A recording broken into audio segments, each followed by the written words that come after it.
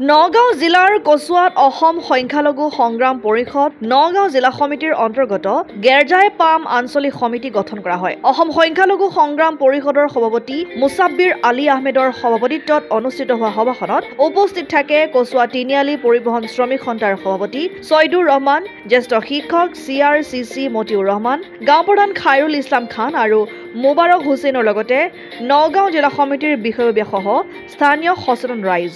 সভাত নুৰ জামাল হকক অসম সংখ্যালঘু সংগ্ৰাম পৰিষদৰ গেৰজাই প্ৰাম আঞ্চলিক সমিতিৰ সভাপতি আৰু আৰিফ উদ্দিনক সাধাৰণ সম্পাদক হিচাপে লৈ মুঠ ৪১জনীয়া আঞ্চলিক সমিতি গঠন কৰি নিজৰ নিজৰ দায়িত্ব অৰ্পণ কৰে। হয়, আমাৰ গোটেই অসমত সংখ্যালঘু সংগ্ৰাম পৰিষদৰ এটা নাম আপোনালোকে ক'লেই সংখ্যালঘু সংগ্ৰাম পৰিষদ বুলি সকলোৱে চিনি পায়।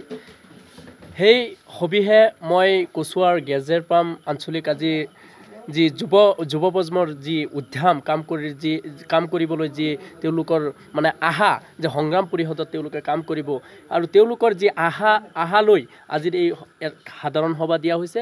এই সাধাৰণ সভাত প্ৰস্তাৱ সহকাৰে তেওঁলোকক মানে আজিৰ গেৰজাই প্ৰাম আঞ্চলিক সমিতি গঠন কৰা হৈছে আৰু আজিৰ এই আঞ্চলিকৰ সভাপতি হিচাপে নুৰ জামাল হক ডাঙৰীয়াক সভাপতি আৰু আৰিফ উদ্দিন ডাঙৰীয়াক সাধাৰণ সম্পাদক হিচাপে লৈ মুঠ ৩১জনীয়া কমিটি গঠন কৰি দিয়া হৈছে আৰু অনাগত দিনত এই কমিটিখন আৰু শক্তিশালী হ'ব বুলি আৰু এই কমিটিক মই হৃদয়ৰ পৰা আন্তৰিক অভিনন্দন আৰু শুভেচ্ছা জ্ঞাপন কৰিছোঁ। কচুৱাৰ পৰা গুলজাৰ হুছেইনৰ ৰিপৰ্ট, অসম আদিত্য। NKS হুণ্ডাইলৈ স্বাগতম। নৰ্থ ইষ্টৰ প্ৰথম GDSI 2.0 ফিচাৰ্ছ ডিলাৰ হৈছে NKS হুণ্ডাই। অত্যাধুনিক সা সুবিধাৰে তৈয়াৰী মষ্ট আপডেটেড হুণ্ডাই ডিলাৰ এতিয়া ডিব্ৰুগড়ত। আমাৰ NKS হুণ্ডাই ডিলাৰত open sales consulted room, customer ৰুমৰ লগতে পুৰণি গাড়ীৰ এক্সচেঞ্জ ফেচিলিটিও ৰখা হৈছে।